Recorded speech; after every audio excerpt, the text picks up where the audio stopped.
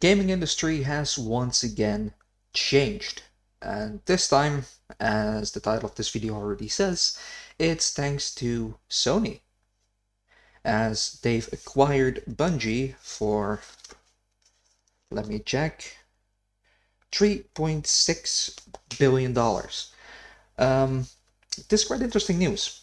This is a whole different type of acquisition than we've seen from Microsoft Xbox so far, as Bungie is apparently going to work independently under the PlayStation umbrella, but still with their own creative freedom, which is quite interesting to say the least.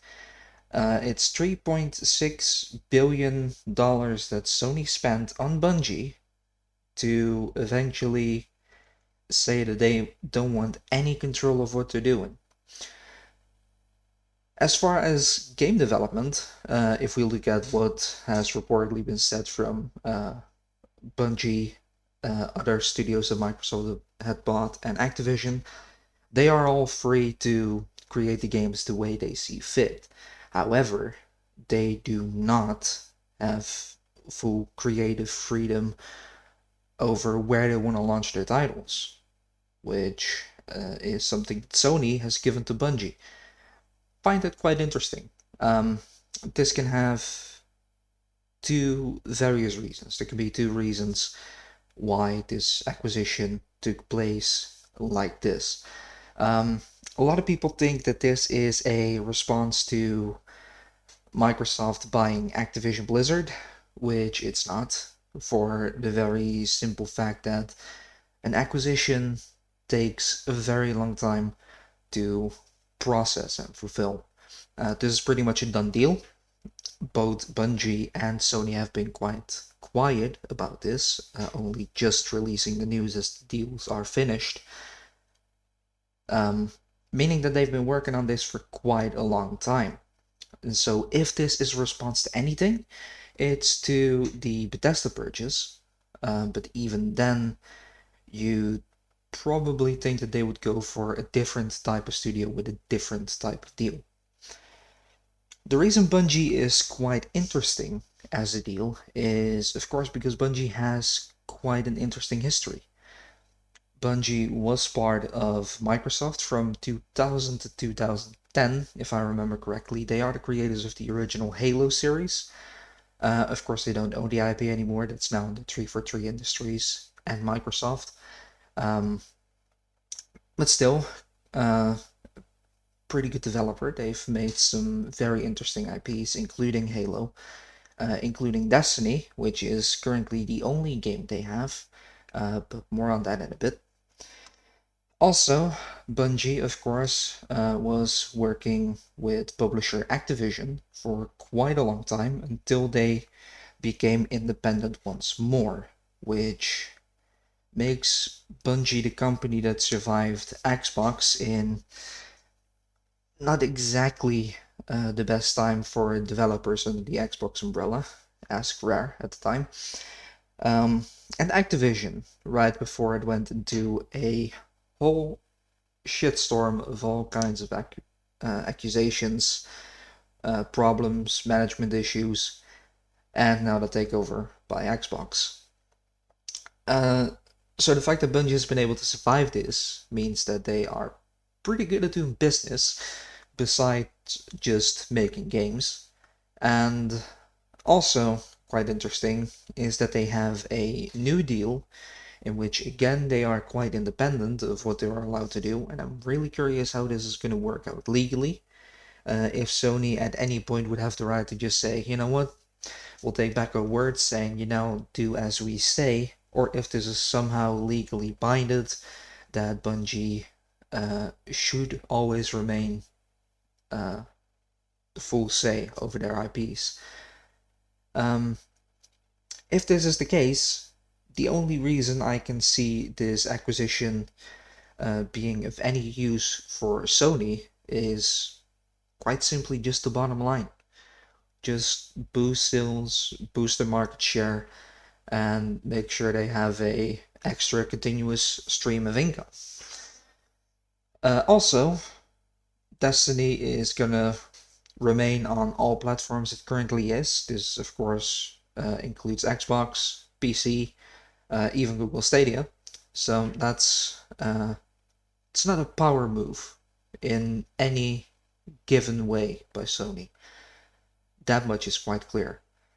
Um, so quite honestly, as far as the consumers, I think this deal does absolutely nothing for us. And this is just really a way to boost the bottom line for Sony, which, fair play to them, they don't have the biggest market share when it comes to gaming. Um, More on that in a video coming soon, still working on that.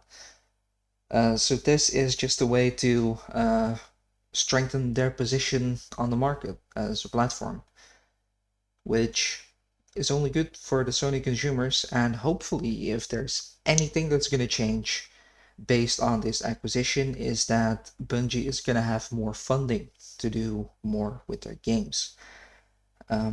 Saying games, at the moment, of course, the only game they are working on is Destiny 2, still just developing new content and such.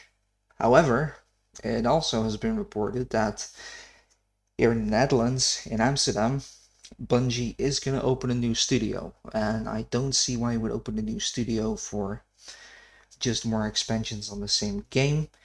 Destiny is going to have a lifespan for the remaining 2 years, if I remember that correctly. And so, Bungie eventually is going to have to move on to new things. And so, wouldn't be surprised if there are new games on the horizon from Bungie within the coming years.